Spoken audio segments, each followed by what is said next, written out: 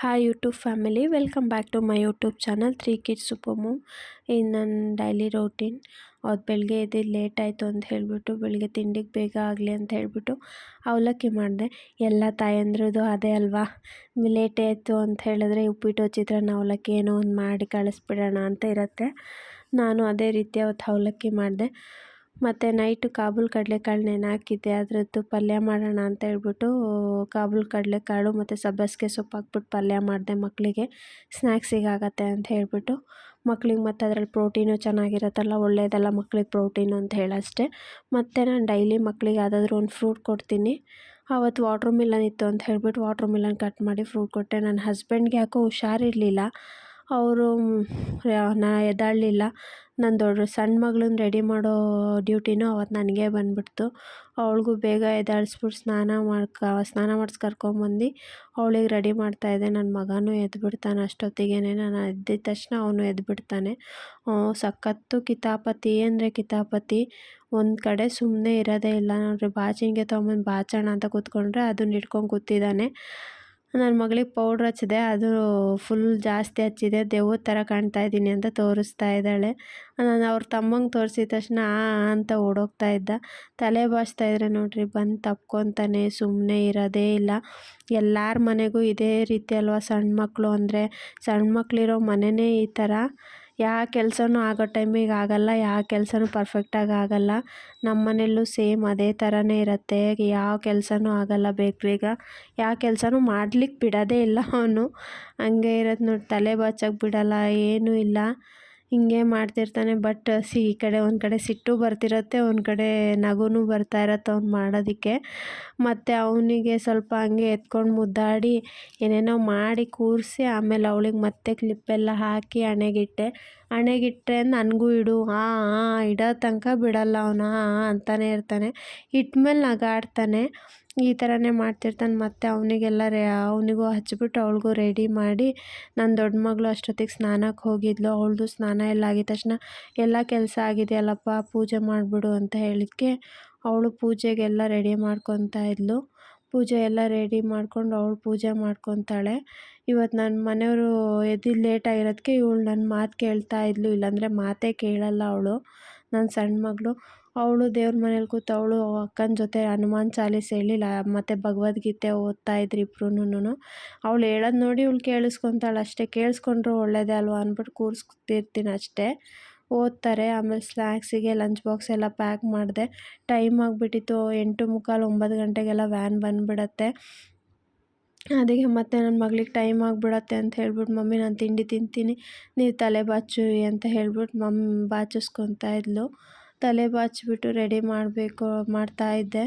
ಎಲ್ಲ ಮಾಡೋ ಅಷ್ಟೊತ್ತಿಗೆ ಲೇಟ್ ಆಗಿಬಿಡತ್ತೆ. ಈ ಕಡೆ ನಾನು ಬೇರೆ ಆಫೀಸಿಗೆ ಹೋಗಬೇಕು. ಅವ್ರು ಹೋಗೋ ತನಕನೂ ನನಗೆ ಒಂಥರ ಟೆನ್ಷನ್ನು. ಅವ್ರು ಹೋದ್ಮೇಲೆ ಅಪ್ಪ ಯಾವ ಯುದ್ಧ ಕಳಿಸ್ಬಿಟ್ಟು ನನ್ನ ಮಕ್ಕಳಿಗೆ ಅನ್ನೋ ಥರ ಅನ್ನಿಸ್ತಿರುತ್ತೆ.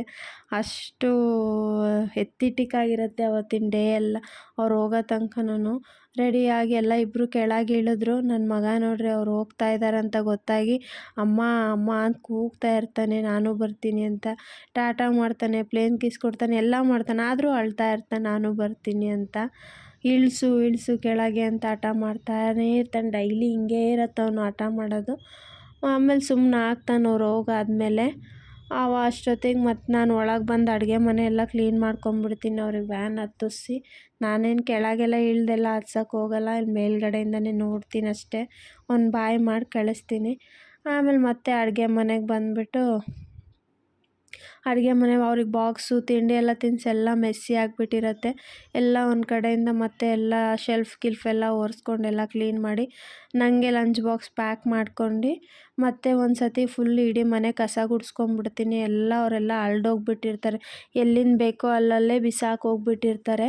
ಮತ್ತೆಲ್ಲ ಕಸ ಗುಡಿಸ್ಕೊಂಡು ಅಡುಗೆ ಮನೆ ಮಾತ್ರ ನೆಲ ಒರೆಸ್ಕೊತೀನಿ ಅಷ್ಟೇ. ಅಕ್ಕ ಬಂದು ಎಲ್ಲ ಗುಡಿಸಿ ಹೋಗಿರ್ತಾರೆ, ಆದ್ರೂ ಅಡುಗೆ ಮನೆ ಒಂಥರ ಅಂಟ್ತಾ ಇರುತ್ತೆ ಅಂದ್ಬಿಟ್ಟು ಮತ್ತೊಂದು ಸತಿ ಎಲ್ಲ ನೆಲ ಒರೆಸ್ಕೊತೀನಿ ಅಡುಗೆ ಮನೆ ಒಂದು ಮಾತ್ರ.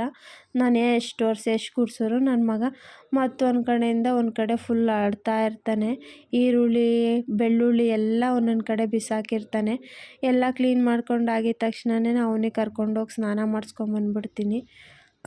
ಮತ್ತು ನನಗೆ ಲೇಟ್ ಆಗಿಬಿಡತ್ತೆ ಅಂಥೇಳಿ ಅವನಿಗೆ ಒಂದು ಸತಿ ಫೀಡ್ ಮಾಡಿಸಿ ಸ್ನಾನ ಮಾಡಿಸ್ಕೊಂಬಂದ್ಬಿಟ್ರೆ ಅರ್ಧ ಕೆಲಸ ಆಗ್ಬಿಡತ್ತೆ ನನಗೆ. ಅವನಿಗೆ ರೆಡಿ ಮಾಡೋ ತನಕನೂ ಒಂಥರ ಟೆನ್ಷನ್ನು. ಹಠ ಮಾಡ್ತಾ ಇರ್ತಾನೆ, ಒಂದು ಕಡೆ ನಿಲ್ಲಲ್ಲ. ಅವನಿಗೂ ಏನಾದರೂ ಕೈಗೆ ಅದೇ ಪೌಡ್ರು ಬಾಕ್ಸು ಏನಾದ್ರು ಒಂದು ಕ್ರೀಮ್ ಬಾಕ್ಸ್ ಏನಾದ್ರು ಕೊಟ್ಟು ಕೂರಿಸಿ ಹಚ್ಬೇಕು, ಇಲ್ಲಾಂದರೆ ಸುಮ್ಮನೆ ಇರೋದೇ ಇಲ್ಲ ಅವನು. ಅವನಿಗೆ ಹಚ್ಚಿ ನಾನು ಹೇಳಬೇಕಂದ್ರೆ ನನ್ನ ಮಗನ ಜೊತೆ ಟೈಮ್ ಸ್ಪೆಂಡ್ ಮಾಡೋದು ಈ ಟೈಮಲ್ಲೇನೆ. ಎಲ್ಲ ತಾಯಂದ್ರಿಗೂ ಹಂಗೆ ಅಲ್ವಾ, ವರ್ಕಿಂಗ್ ಮಾಮ್ ಇದ್ದರು ಅಂದರೆ ಅದರಲ್ಲೂ ಮಕ್ಳಿಗೆ ಟೈಮೇ ಕೊಡೋಕ್ಕಾಗೋದಿಲ್ಲ. ಎಲ್ಲ ಟೈಮು ಬರೀ ಅಡುಗೆ ಮಾಡು, ಮತ್ತು ಮಕ್ಳಿಗೆ ರೆಡಿ ಮಾಡು, ಕಳಿಸು, ಆಫೀಸಿಗೆ ಹೋಗು, ಬಾ, ಮತ್ತೆ ಅಡುಗೆ ಮಾಡು, ಹಿಂಗೆ ಆಗ್ಬಿಡುತ್ತೆ. ಮಕ್ಕಳಿಗೆ ಅನ್ನೋ ಟೈಮ್ ಕೊಡ್ಲಿಕ್ಕೆ ಆಗೋದೇ ಇಲ್ಲ. ನಾನು ನನ್ನ ಮಗನಿಗೆ ಅಂತ ಟೈಮ್ ಕೊಡೋದು ಈ ಥರ ಅವನಿಗೆ ಸ್ನಾನ ಮಾಡಿಸಿ ರೆಡಿ ಮಾಡೋ ಅಷ್ಟು ಟೈಮ್ ಮಾತ್ರ ಅವನಿಗೆ ಅಂತ ಟೈಮ್ ಕೊಡ್ತೀನಿ. ಇನ್ನು ಸಂಡೇ ಅಂತ ಬಂದ್ರೂ ನನಗೆ ಆವತ್ತು ಎಲ್ಲ ವಾರದ ಪೂರ್ತಿ ಏನು ಬೇಕೋ ಅದನ್ನು ಮಾಡ್ಕೊಂಡು ಅದಾಗೋ ಅಷ್ಟೊತ್ತಿಗೆ ಇಡೀ ದಿನ ಕಳೆದೋಗತ್ತೆ. ಇಲ್ಲ ಅಂತಂದರೆ ವರ್ಕ್ ಬ್ಯುಸಿ ಇತ್ತು ಅಂದರೆ ಅವತ್ತು ನಾನು ಅಂಗಡಿಗೆ ಹೋಗ್ಬಿಡ್ತೀನಿ. ಹಂಗಾಗಿ ತುಂಬ ಕಮ್ಮಿ ನನ್ನ ಮಗನ ಜೊತೆ ನನಗೆ ಟೈಮ್ ಸ್ಪೆಂಡ್ ಮಾಡೋಕ್ಕೆ ಸಿಗೋದು.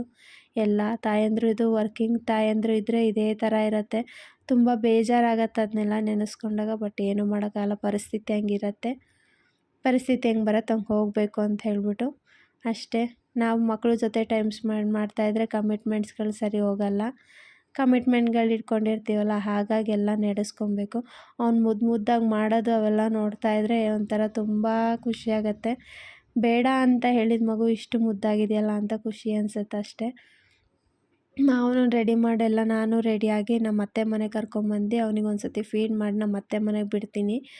ಆಮೇಲೆ ನಾನು ಆಫೀಸಿಗೆ ಬರ್ತೀನಿ. ನಮ್ಮ ಅತ್ತೆನೂ ಅಷ್ಟೇ ಅವನನ್ನು ತುಂಬ ಚೆನ್ನಾಗಿ ನೋಡ್ಕೊತಾರೆ.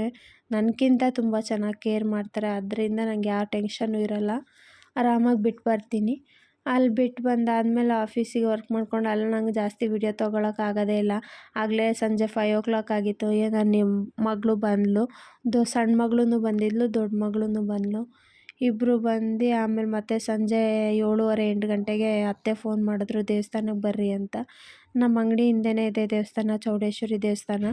ಅವತ್ತು ಅಲ್ಲಿ ಪೂಜೆ ಇತ್ತು ಅಂತ ಹೇಳ್ಬಿಟ್ಟು ನಮ್ಮ ಅತ್ತೆ ಲಲಿತಾ ಸಹಸ್ರನಾಮ ಓದೋಕ್ಕೆ ಹೋಗ್ತಾರೆ.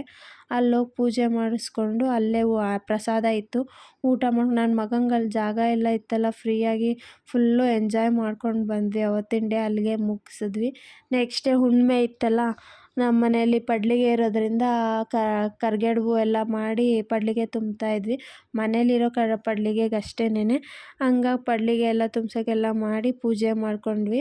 ಅಷ್ಟು ಬೆಳಿಗ್ಗೆ ಮತ್ತು ನಮ್ಮ ಮನೆಯವರು ಹೋಗಿದ್ರು, ನಾನು ಲೇಟ್ ಆಗತ್ತೆ ಪೂಜೆ ಎಲ್ಲ ಮಾಡ್ಕೊಂಡು ಬರೋಕ್ಕೆ ಅಂತ ಹೇಳಿದ್ದಕ್ಕೆ. ಬೆಳಿಗ್ಗೆ ಅವ್ರು ಹೋದ್ರು ಅಂಗಡಿಗೆ. ಹೋಗಾಗ ಸ್ವಲ್ಪ ಹೊತ್ತಿಗೆ ಫೋನ್ ಮಾಡಿದ್ರು, ಯಾಕೋ ಸಿಸ್ಟಮ್ಮೇ ಆನ್ ಆಗ್ತಾಯಿಲ್ಲ ಬಾ ಅಂತ ಹೇಳಿಬಿಟ್ಟು. ಹೋಗಿ ನೋಡಿದ್ರೆ ಸಿಸ್ಟಮ್ ಏನು ಮಾಡಿದ್ರು ಆನೇ ಆಗ್ತಾಯಿಲ್ಲ. ನಾನು ಎಷ್ಟು ಚೆಕ್ ಮಾಡಿದ್ರು. ಮತ್ತು ಅಲ್ಲಿಂದ ಹೋದ್ವಿ ಶಿವಮೊಗ್ಗಕ್ಕೆ. ಶಿವಮೊಗ್ಗ ಅದೇ ಅವಕ್ಕೂ ಜ್ವರ ಬರುತ್ತೆ, ಶೀತ ಆಗುತ್ತೆ ಅನ್ನೋ ಥರ ಅವಕ್ಕೂ 6 ತಿಂಗಳು 3 ತಿಂಗಳಿಗೆ ಒಂದು ಸತಿ ಸರ್ವಿಸ್ ಮಾಡಿಸ್ತಾ ಇರಬೇಕು, ಡಾಕ್ಟ್ರ್ ಹತ್ರ ತೋರಿಸೋ ಥರ. ಅವ್ರಿಗೆಲ್ಲ ಸರ್ವಿಸಿಗೆ ತೊಗೊಂಡು ಹೋದ್ವಿ ಸಿಸ್ಟಮ್ನ. ಆಮೇಲೆ ಹಂಗೆ ನಂಗೊಂದು ಸ್ವಲ್ಪ ಶಿವಮೊಗ್ಗದಲ್ಲಿ ಕೆಲಸ ಇತ್ತು. ಫ್ರೇಮ್ ವರ್ಕಿಗೆಲ್ಲ ಕೊಟ್ಟಿದ್ದೆ, ಅದನ್ನು ಫ್ರೇಮ್ ಇಸ್ಕೊಂಡು ಮತ್ತೆ ಫ್ರೇಮ್ ಕೊಟ್ಟು ಬರಬೇಕಾಗಿತ್ತು. ಫ್ರೇಮ್ ವರ್ಕಿಂದೆಲ್ಲ ರೆಡಿ ಆಗಿದೆಯಾ ಕೇಳ್ಕೊಂಡು ಬರೋಣ, ಒಂದು ಸತಿ ನಾನು ಬರ್ತಾ ಇಸ್ಕೊತೀನಿ ಅಂತ ಹೇಳಿ ಬರೋಣ ಅಂತ ಹೇಳ್ಬಿಟ್ಟು ಹೋದೆ. ಅಲ್ಲೆಲ್ಲ ಮಾತಾಡ್ಕೊಂಡು ಮೇಡಮ್ ಇದ್ದರು, ಮೇಡಮ್ ಹತ್ರ ಎಲ್ಲ ಮಾತಾಡ್ಕೊಂಡು ಬರೋ ಅಷ್ಟೊತ್ತಿಗೆ ಸ್ವಲ್ಪ ಹೊತ್ತು ಅಲ್ಲೇ ಟೈಮ್ ಸ್ಪೆಂಡ್ ಮಾಡಿದೆ. ಅಲ್ಲಿ ನಾನು ಹೆಚ್ಚು ಕಮ್ಮಿ ಒಂದು 7 ಇಯರ್ಸ್ ಆಗ್ತಾ ಬಂತು ಅನಿಸುತ್ತೆ ಫ್ರೇಮ್ ವರ್ಕ್ ಅಲ್ಲೇ ಮಾಡಿಸೋದು. ತುಂಬ ಚೆನ್ನಾಗಿ ವರ್ಕ್ ಮಾಡಿಕೊಡ್ತಾರೆ. ಇವತ್ತಿನವರೆಗೂ ಒಂದೇ ಒಂದು ಸಿಂಗಲ್ ಕಂಪ್ಲೇಂಟ್ ಬಂದಿಲ್ಲ ನನಗೆ. ಫ್ರೇಮಲ್ಲಿ ಮಾತ್ರ ಅಷ್ಟು ಚೆನ್ನಾಗೇ ಡೀಟೇಲಿಂಗ್ ಕೊಟ್ಟು ಫ್ರೇಮ್ ಮಾಡ್ತಾರೆ. ನಂಗೆ ಅದೊಂದು ತುಂಬ ಇಷ್ಟ ಅಲ್ಲಿ. ಚೆನ್ನಾಗಿರತ್ತೆ. ಫ್ರೆಂಡ್ಲಿಯಾಗೂ ಮಾತಾಡ್ತಾರೆ ಮೇಡಮ್ಮು, ಚೆನ್ನಾಗಿ ರೆಸ್ಪಾನ್ಸ್ ಮಾಡ್ತಾರೆ. ಅದು ನಂಗೆ ತುಂಬ ಇಷ್ಟ. ಅಲ್ಲಿಂದೆಲ್ಲ ಮುಗಿಸ್ಕೊಂಡು ಮತ್ತೆ ಸರ್ವಿಸ್ ಸೆಂಟ್ರಿಗೆ ಹೋದ್ವಿ. ಅಲ್ಲಿ ತುಂಬ ಜನ ಇದ್ದರು ಅವತ್ತು. ಯಾಕೋ ಜನ ಇದ್ದಿದ್ದು ನೋಡಿ 1.5 ಅವರ್ ಅಲ್ಲೇ ಆಗೋಯ್ತು ನನಗೆ. ಸರ್ವಿಸ್ ಆಗ್ತಾಯಿತ್ತು ಒಳಗಡೆ. ನಾವು ಸುಮ್ಮನೆ ಅಲ್ಲಿ ಕೂತ್ಕೊಂಡು ಟೈಮ್ ಪಾಸ್ ಮಾಡ್ತಾಯಿದ್ವಿ, ಇನ್ನೇನು ಮಾಡೋದು ಅಂತ ಹೇಳ್ಬಿಟ್ಟು. ಆಮೇಲೆ ನಮ್ಮ ಮನೆಯವ್ರು ಬರ್ತಾ ಅಲ್ಲಿ ಕಾಳಭೈರೇಶ್ವರನ ದೇವಸ್ಥಾನ ಇತ್ತು, ಹೋಗಿ ಬರೋಣ ಬಾ, ಓಪನಿಂಗಿಗಂತೂ ಹೋಗ್ಲಿಲ್ವಲ್ಲ ಅಂತ ಹೇಳ್ಬಿಟ್ಟು ಅಲ್ಲಿ ಕರ್ಕೊಂಡೋದ್ರು. ಅಲ್ಲೆಲ್ಲ ನಮಸ್ಕಾರ ಮಾಡ್ಕೊಂಡು ಅಲ್ಲೇ ಒಂದು ಸ್ವಲ್ಪ ಹೊತ್ತು ಟೈಮ್ ಸ್ಪೆಂಡ್ ಮಾಡಿ ಮತ್ತೆ ಬಂದ್ವಿ. ನಮ್ಮ ಮನೆಯವ್ರಿಗೆ ಹುಷಾರಿಲ್ಲ ಅಂತ ಹೇಳಿದ್ನಲ್ಲ, ಹಂಗೆ ಬರ್ರಿ ಹಾಸ್ಪಿಟ್ಲಿಗೆ ಹೋಗೋಣ ಅಂತೇಳಿ ಹಾಸ್ಪಿಟ್ಲಿಗೆ ಕರ್ಕೊಂಡೋದೆ. ಅವರು ಹೊಟ್ಟೆ ಗ್ಯಾಸ್ಟ್ರಿಕ್ ಬೇರೆ ಜಾಸ್ತಿ ಆಗಿಬಿಟ್ಟಿತ್ತು ಅಂತ ಹೇಳ್ಬಿಟ್ಟು, ನೋಡೋಣ ಹೆಂಗಾದರೂ ಆಗಲಿ ಅಂತ ಹೇಳ್ಬಿಟ್ಟು ಬ್ಲಡ್ ಚೆಕಪ್ ಮತ್ತು ಸ್ಕ್ಯಾನಿಂಗಿಗೆ ಬರ್ಕೊಟ್ರು. ಸ್ಕ್ಯಾನಿಂಗ್ ಎಲ್ಲ ಮಾಡಿಸ್ಕೊಂಡು ಬ್ಲಡ್ ಚೆಕಪ್ ಎಲ್ಲ ಮಾಡಿಸ್ಕೊಂಬಂದ್ವಿ. ನಾವು ನಾರಾಯಣ ಹಾಸ್ಪಿಟ್ಲಿಗೆ ಹೋಗಿದ್ದಿದ್ದು. ತೋರಿಸ್ಕೊಂಡು ಬರೋ ಅಷ್ಟೊತ್ತಿಗೆ ಸಂಜೆ ಆಗೋಗ್ಬಿಡ್ತು. ಹೀಗೆ ಇತ್ತು ಅವತ್ತಿನ ಡೇನೂ. Thank you for watching. Please ನನ್ನ ಚಾನಲ್ಗೆ ಸಬ್ಸ್ಕ್ರೈಬ್ ಮಾಡಿ, ಸಪೋರ್ಟ್ ಮಾಡಿ. ನಿಮ್ಮ ಸಪೋರ್ಟ್ ನಂಗೆ ತುಂಬ ಮುಖ್ಯ. Thank you. ಬಾಯ್.